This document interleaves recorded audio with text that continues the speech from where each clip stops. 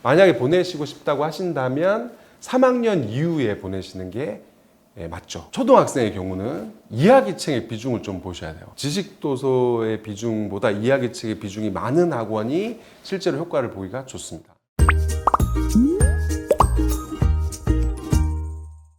이게 독서에는 독서 문화가 있고요. 독서 교육이 있습니다. 독서 문화는 땅이라고 생각하시면 돼요. 땅. 그리고 독서 교육은 그 땅에 피는 풀 한 포기, 꽃 한 포기라고 생각하시면 됩니다. 있으면 좋아요. 있으면 좋은데 없어도 크게 문제는 없습니다. 제가 그런 표현을 많이 드리는데 독서 효과의 99%는 독서 그 자체에서 나와요. 독서 교육은 이 독서 효과, 그러니까 내가 하고 있는 독서에 얻는 일종의 에피타이저 같은 겁니다. 그렇기 때문에 만약에 내가 내 독서, 우리 아이의 독서가 굉장히 원활하게 잘 되고 있다면 굳이 독서 논술학원을 꼭 가야 되는 것은 아니다. 그건 너무 당연한 거죠.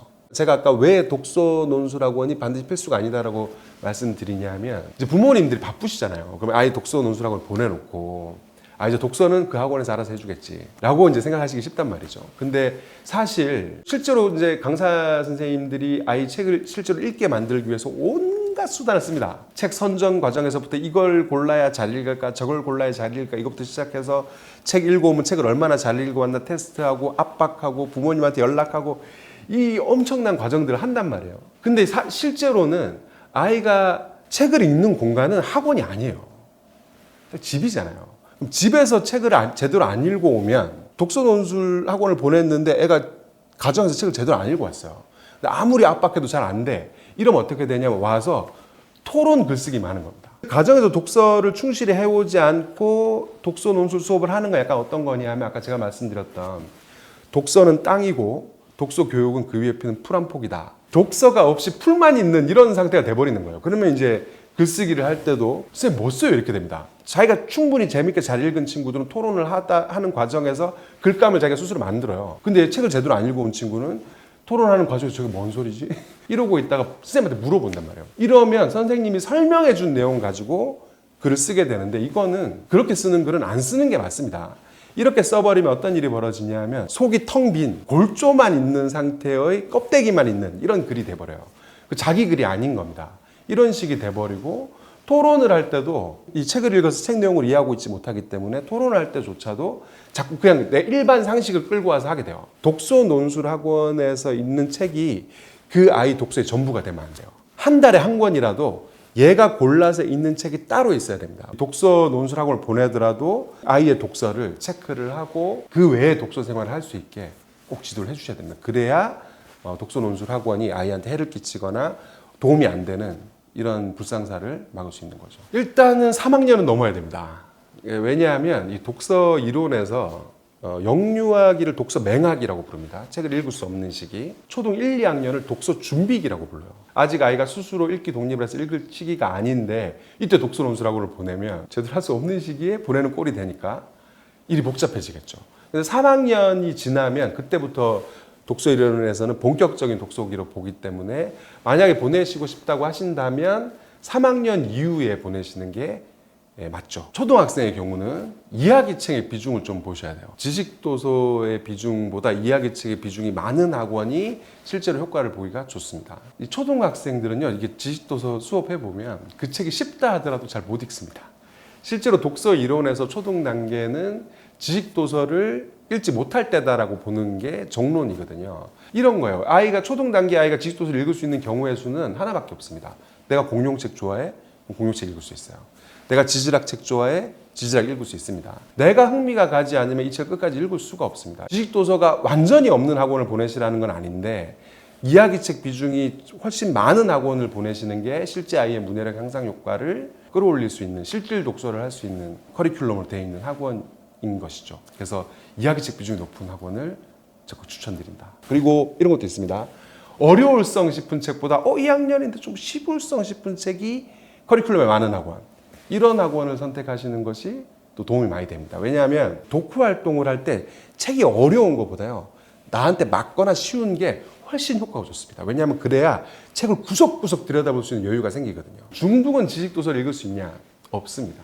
이게 이제 왜 그러냐면 독서에 이제 단계가 있습니다. 단계. 크게는 이제 2단계인데 저는 이거 1차 문해력 단계, 2차 문해력 단계 이렇게 얘기하는데 보통 제 책의 표현으로는 초보 독서가, 숙련된 독서가 이렇게 표현하는데 이야기책의 기승전결 논리 구조는 인간한테 타고난 내면화되어 있는 논리 구조예요. 그래서 우리가 이야기를 좋아하는 겁니다. 심지어 우리가 자기 자신을 기억하는 방식, 인식하는 방식도 이야기예요. 그때 어떤 일을 겪었을 때 내가 이렇게 했고 그때 어떤 일을 겪었을 때 내가 이런 실패를 맛봤고 이런 것들이 다 이야기로 기억되는 거거든요. 상대를 기억하는 방식도 이야기입니다. 인간은 기본적으로 이야기를 다루는 내면을 갖고 있어요. 이제 중동 단계로 접어들기 시작하면 지식도서가 인과관계 논리 구조를 갖기 시작합니다. 근데 이 인과관계 논리 구조라는 게 어떤 결과를 놓고 원인을 분석하는 형태잖아요. 이게 우리한테 내면화되어 있는 방법이 아닙니다. 이거는 훈련되고 노력해서 장착하는 사고 방법이에요. 근데 우리는 학교에서 주로 주입식 교육을 받기 때문에 이 인과관계 논리적 사고를 내 사고로 갖고 있는 경우가 거의 없습니다. 그러다 보니까 중학생의 경우에도 지식도서를 읽으면 흰 건 종이요, 까만 건 글자 이렇게 되게 십사인 거죠. 이거는 사실 부모님 스스로 생각해 보시면 이렇게 이해되실 거예요. 우리도 베스트셀러 목록 보면 성인 지식도서 거의 없잖아요. 그만큼 지식도서는 진입장벽이 있습니다. 그래서 저는 사실 솔직히 그런 말씀 드려요. 아이들 독서 지도 단계에서는 지식은 공부로 해라. 이렇게 얘기를 하셔야 됩니다. 저는요, 딴 건 다 괜찮고요.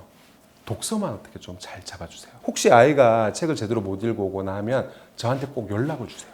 이렇게요.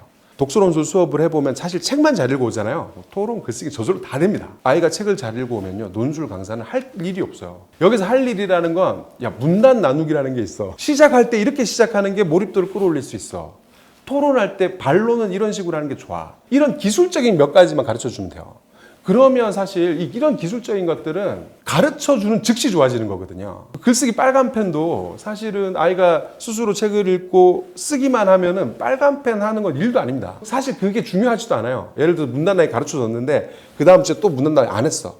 또 해주면 됩니다, 그냥. 그러면 아이가 이거 하는 거구나 하다 보면 어느 날부터 문단 나누기 해요. 이런 식이 되는 거라서. 근데 반대로 독서 관리가 안 되면 이제 어떤 일이 벌어지냐면 나머지도 다 안 되는 겁니다. 독서 논술 수업의 성패는 아이가 도서 수업을 얼마나 잘 읽어오느냐 여기에 달려 있는 거라서 전부를 잘해달라는 얘기하고 같은 거죠, 사실은.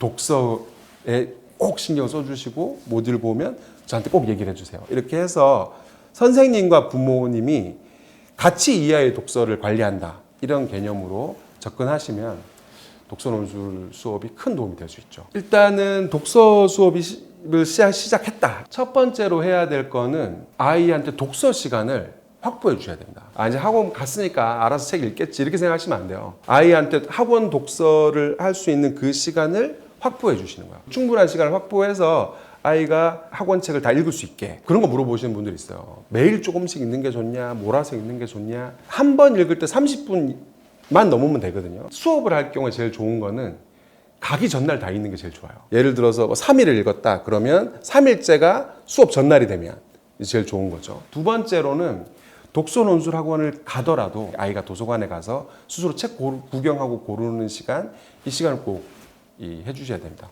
제가 아까 말씀드렸던 것처럼 독서 논술 학원의 책이 이 아이가 읽는 책의 전부가 되면 안 돼요. 이러면 독서 논술 학원을 통해서 문해력을 끌어올리고 독서 효과는 볼 수 있지만 학원을 그만두는 순간 독서도 그만 이렇게 됩니다. 독서 지도의 목적은 아이가 책을 사랑하는 아이가 되는 거예요. 스스로 책을 고르고 스스로 그 고른 책을 읽고 또 반납하고 또 이거를 할 수 있는 초등학생 경우는 이렇게 하시는 게 제일 좋죠. 예를 들어서 독서 논술 수업 3일 전까지는 학원책을 읽고 독서 시간이 있다고 하면 나머지 3일은 잘 읽고 싶은 책을 읽고 이런 식으로 하시는 게 가장 좋죠. 그러니까 뭐 일주일에 5시간, 주 5일 5시간 이렇게 읽으면 사실 그 정도 5시간 정도면요 차고 넘치는 독서량입니다. 그때부터 독서의 양보단 질이 문제예요. 질. 얼마나 재밌게 얼마나 몰입해서 읽느냐.